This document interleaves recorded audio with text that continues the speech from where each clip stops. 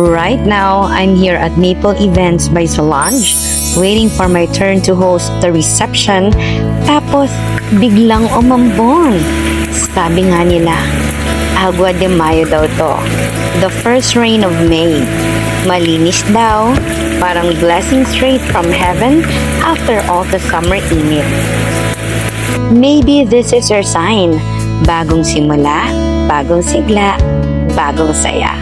So if you're watching this, salubungin mo rin ang Agua de Mayo. Minsan, ambon lang yan sa labas, pero buhos na ng biyaya sa puso mo.